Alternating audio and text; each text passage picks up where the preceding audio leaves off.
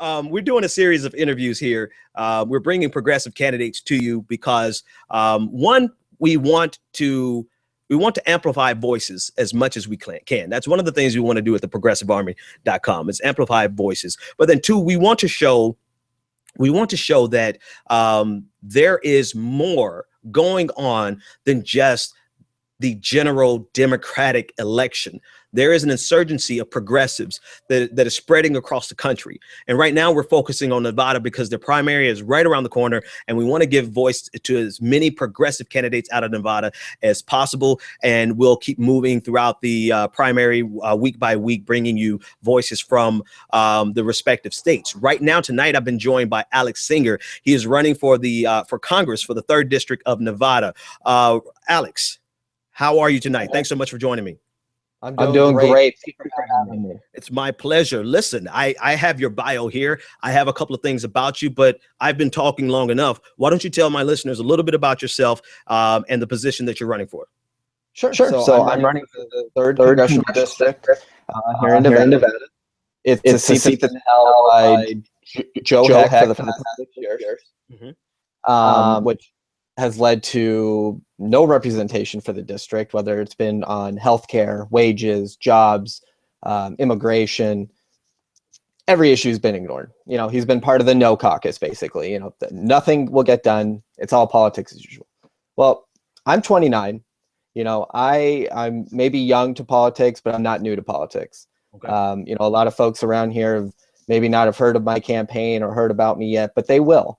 You know, I've been fighting on progressive campaigns since 2008 with President Obama.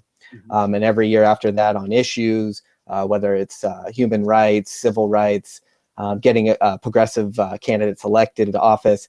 I've fought on these battles. I've fought these battles on the front lines. I've talked to voters. I've talked to folks who've been struggling. You know, their story is my story. You know, I've lived through that struggle. I've overcome that struggle.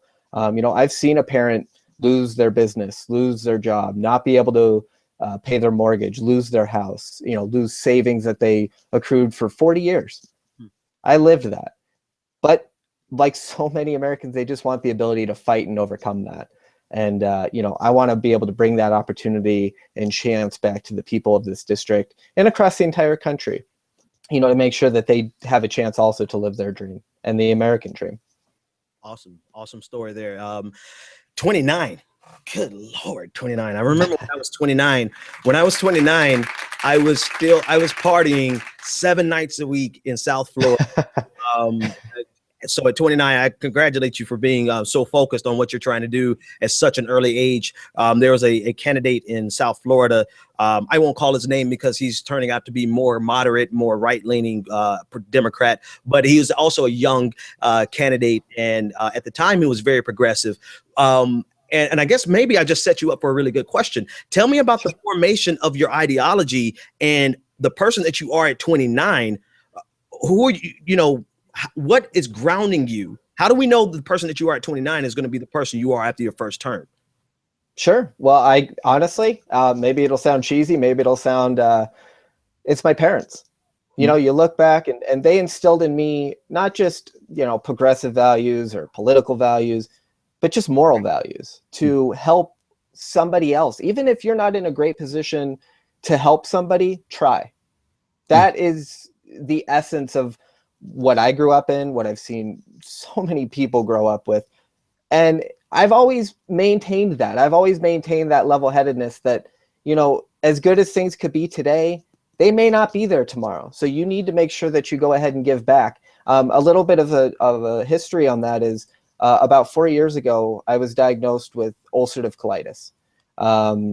You know, that kind of rendered me, you know, with a little bit of a disability. And it's, you know, progressively got a little bit worse. And, you know, I had to go on disability and I had to use those programs to help me. And, you know, it gave me, you know, not that it hadn't always been there, but it gave me that thought again that, you know, as good as things might be now, they may not be tomorrow.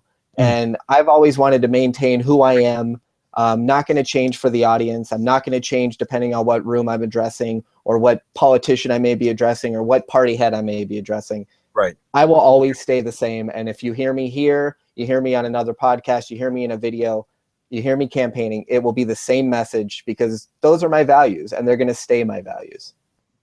Excellent. Excellent. Okay. Let's talk about some of those values, some of those things that you're fighting for.